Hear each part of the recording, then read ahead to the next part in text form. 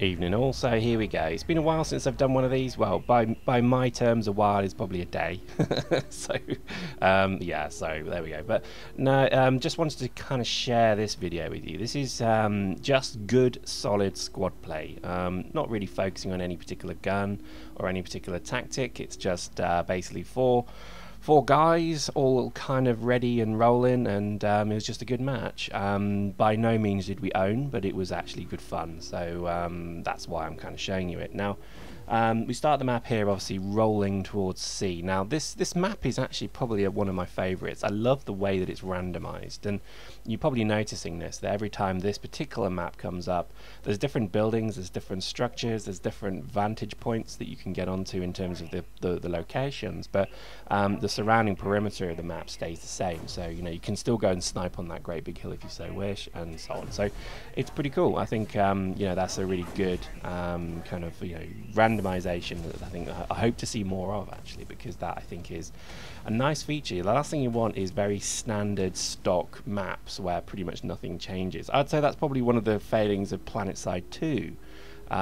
While the map is obviously huge and lovely, it does get very samey, so every time you find yourself back at a particular location, it's like, oh, here we go again, and can get a little boring. I think it maybe just makes the map feel very small, although it's huge, if that makes sense. So there we go. I think it's a tricky one to kind of judge. So maybe just quick updates for you. I think in terms of you know, where we are in the game, I've obviously just hit my skill cap, which kind of sucks. That guy just ran me over as a spawn, but I still shot him, so it was worth it. But I think the as it stands at the game at the moment, I think the skill cap's working quite well. I think the weekly cap makes a lot of sense. I think you've still got the issue of once people cap, they don't log in anymore, but that's for CCP to figure out. I think, to be honest, the only solution I could see, and I think this is kind of what we feel makes sense, is that the skill cap is just, there isn't any, but you don't get as much skill points as you do now, because I think roughly, you know, if you run a skirmish, you get about 10k. If you run an ambush, you get about 5k. You know, it's obviously based upon the time, so you could almost split that down into, you know, every 20 minutes for a skirmish you get 10k, so therefore every 10 minutes you get 5, and the same is about true for an ambush. So, you know, you could break that down, you know, to be, you know, maybe that's just the length of time you play is what you get, but cut it in half. So therefore, you know, you have to play twice as long, but to get the same level of points. I don't know. To me, it just feels you should always reward someone for playing. You shouldn't generally try and cap them, but maybe at the moment they're just giving you too much. Because to be honest, one of the things I've learned in the game, and hopefully you've been watching the fittings guides that I've been doing, there's not many skills in the game to actually level up. I know that sounds crazy, but there aren't. When you look at the list, you know, basically you've got your core skills such as circuitry and combat engineering and vehicle operation and drop suit operation. They're the key core skills.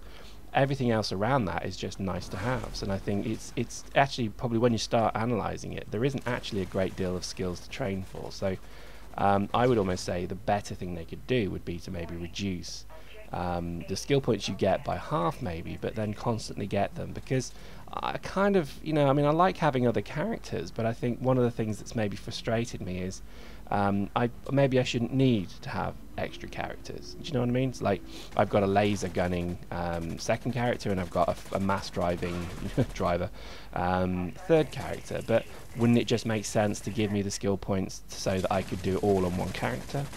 Maybe. I think maybe that's worth doing, because at the moment I'm having to train the same skills 3 times. But from a business point of view, I'm also buying boosters for 3 characters. So I can see CCP's focus would be to allow additional characters, but I think from a player's point of view, maybe they should be a bit more discreet. So what I mean is, your third character maybe is solely a dropship pilot, and that's all they do. Because at the moment I find that I'm generally skilling up all 3 characters, which is maybe incorrect. That's probably my mistake.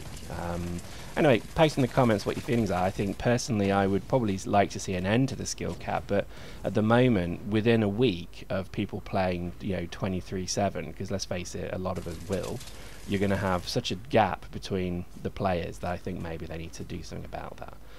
Of interest, though, I would say, is that you need to look at the weapon stats for a lot of these guns, because I've noticed the difference between militia and the tier, the prototype one, is not a lot anymore in certain situations. So, for example, the ELM laser is a level 3 laser, or I guess they call that an enhanced level. You need level 3 laser operation to run it. However, when you actually then do the numbers, it's exactly the same as the heavy laser, which is the level 1. So it's a bit kind of, I mean, there is a difference. It's, I think, a half a second heat build-up. But again, if you know how to use lasers, heat's never a problem. So yeah, I think you need to be a bit careful. That's not necessarily the same with the assault rifles. I think the militia, but again, I would stress the militia assault rifle is only a little bit less good than the GEC, or better. Okay, when you get to like the Devol assault rifle, yeah, it's going to be quite a bit different, but it doesn't really matter, because if you look at the difference, you're not talking 50 to 100% difference. You're talking maybe 10-15% better or difference. So you need to be a bit more realistic, I think, in terms of what the difference of the guns are, because I think the reality is they're not that much different. Anyway, that's a fittings discussion. Let's not do that. In terms of this map, I mean, you can see I'm just crazy kind of kamikaze banzaiing it everywhere, because I was in the kind of mood, and I love it when you get into this kind of frame of mind in the game where you're kind of aggressive, and you need to be in the zone to play this game sometimes. And I think sometimes when you play it maybe with concerns and troubles on your mind, you're not really going to do very well. But that's probably true of anything, really. But I think particularly this game is, if you can clear your head and get into the zone where you're actually kind of really quite aggressive, you can usually do quite well. So here we go, just some really fun forge gunning. It's almost like a joy when targets just drive themselves to you. Obviously they were trying to capture A. They were a good team, actually. I mean, they really were trying to kind of fend us off. But I would just say that the pressure that we put on them was quite good. We're attacking from A and C right now, and pretty much we're bottling them at B. And they were fighting back every step of the way, and we were dying as well. But I think this was a real kind of meat grinder map. You know what I mean by that? It's like this was just pretty much full-on carnage. Neither side was willing to give any quarter, so pretty much it was just all about who can who can smash the other opponent's face in before the final bell, kind of thing. And you can see we're really pushing them further and further towards their CIU, where they're spawning from like crazy. The forge gun is not the best gun to do an assault with, for many reasons, but I think it really is more anti-vehicle than anything else. The splash damage on it is nice, but I think after now having used it for quite a while, and I've also got on my other character with the better level forge rifle, so the assault forge rifle and the breach forge rifle, or forge gun, they're not particularly, well, I wouldn't say they're particularly effective against troops. I was hoping that, and maybe one for CCP, but it would be really nice if the forge gun, as you got better with it, or the level you leveled it up, is the splash damage area of effect went up as well. Problem with that is it's just going to start a real, kind of switch around of what this gun's meant to do. This is really an anti-vehicle gun. It's basically a handheld railgun, so I guess its role is more to take out vehicles. So anyway, I died again. So what we decided here is, because A and C were pretty long runs, and we were starting to lose the momentum here because we couldn't get here quick enough. We're dropping spawn pads here just to keep ourselves in the game. So really this was just, again, every suit fit that I have, and again I would just say check out my fittings guides if you're interested.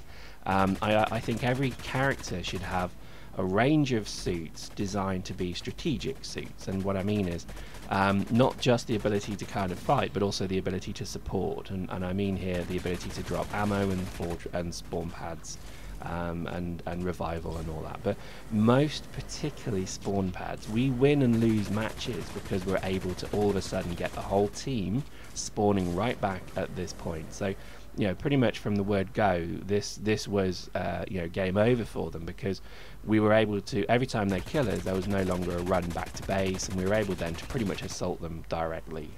So if you haven't used spawn pads yet, or you're not too sure about them, they are militia spawn pads. They take a bit of CPU, but I think they're probably one of the most important strategic assets in the game, and I would really stress it's a great It's a great thing to use because, as you can see here, I got shot by some sniper, so I'm straight back in the game. And this time I can actually refit as whatever I needed. So in this case, it was a forward gun. Now that thing took 2 shots from a forward gun, so I'd love to know what fitting he had on that. That was an interesting fit, and we'll look at that also again. I keep talking about it. My fittings guides that I'm doing is to try and get people to do a bit more than just the standard fit. Just got run over by a car, and that sucked utterly.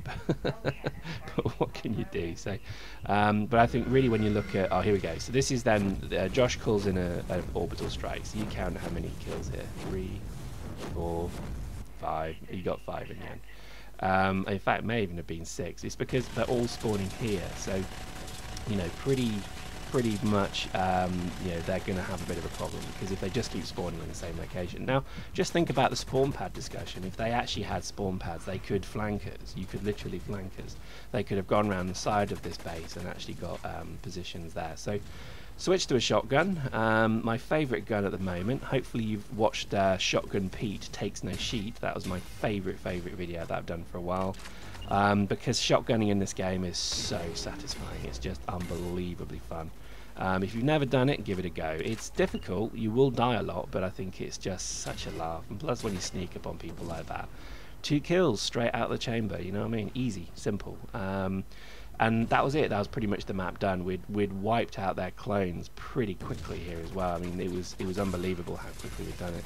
Now, just a word of warning: when you are kettling people, as I like to call it, or spawn camping as others refer to it, I would say you must not take the CIUs because, and again, I know it's just a noobish thing where a lot of people just want to get more skill points, but certainly that guy would really piss the team off because he just kept hacking what we were trying to stop him hacking.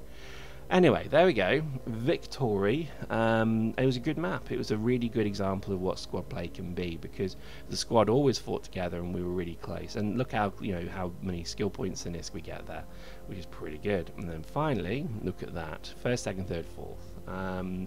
And a great match. And I think if you add the kills up between us, it was something like 120 kills, maybe 110, 120 kills just for our 4. So hopefully that was of interest to you. I think certainly, again, if you're interested in joining the Corp, you don't need to mail me, just apply and you'll be let in. And don't forget the channel Kicking Dust, and come play with us and we'll have some fun.